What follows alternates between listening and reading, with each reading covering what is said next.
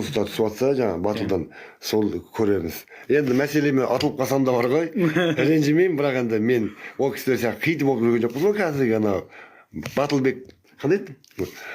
Батылбектер сияқты күнде енді экранда жүрген жоқпыз. Енді келдім, мүмкін мәселе жаңағы ұтылсақ та өмірден жеңілмейік. Ең бастысы да ойыннан жеңілсек те. Бірақ ұтылмауға тырысамын мен әрине, мен мұратым ғой өйткені. Не деп тұрсыңдар өйткені? Клип айтып тұрмын. Мен ондай нәрсе клип айтып деймін ғой, мен душамен өмір сүрмеймін ғой. Өйткені душам пух деп өмір сүрмеймін мен. Мен ана дұрыс жағынан как мужиктер сияқты өмір сүремін ғой, еркекше. Әй, бәрекелді. Мұраттың үйіндеміз, ойда.